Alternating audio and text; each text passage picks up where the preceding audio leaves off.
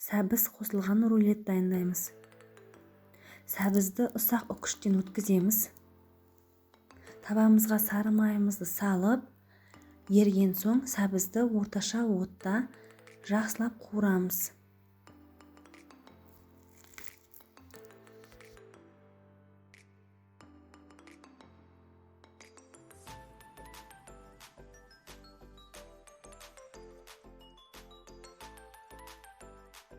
Жақсылап қуырған соң отты азайтып, крышкасын жауып бұқтырамыз. Үнемі араластырып отырамыз, себебі асты күйіп кетуі мүмкін. Қайтадан араластырамыз, осыны 3-4 рет қайталаймыз.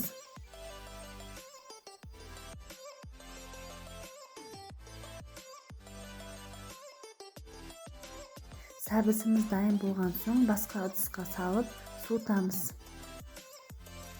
Жұмыртқамыздың ақуызынан сарыуызын ажыратып аламыз.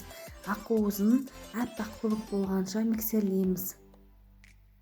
Міне осындай көбік болады. Суыған сәбізімізге 5 жұмыртқа сарысын салып, қара бұрыш, тұз саламыз. Барлығын жақсылап араластырамыз.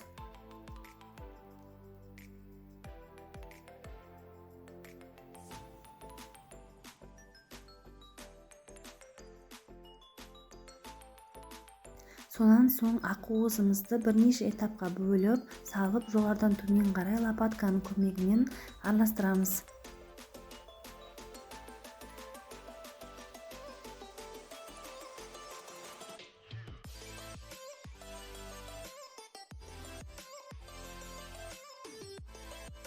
Бізде міне осындай масса шығады. Противеньге пергамент қағазын төсеп, бір тегіс қылып жайып шығамыз. Пергамент қағазында күмәніңіз болса, міндетті түрде майлап алыңыздар, себебі жабысқалы мүмкін. 180 градуста қызып тұрған пеште 15-20 минут пісіреміз. Оған дейін салмасын дайындаймыз. Творожный сырға аскөкті майдалап турап салып, барлығын жақсылап араластырамыз. Столға пищевая пленкамызды төсеп, суыған бисквитімізді салып, пергамент қағазын абайлап аламыз. Сонан соң салмамызды салып, барлығын біртекті қылып жайып шығамыз.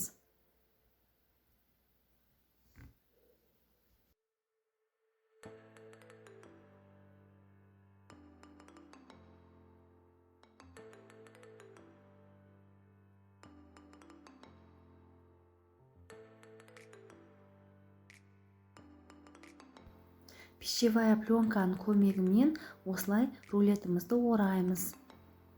Және осы пищевой пленкаға орап, бір күнге холодильникке салып қоямыз. Міне рулетіміз бір күн тұрды. Өте әдемі, дәмді болып шығады. Міндетті түрде жасап көріңіздер.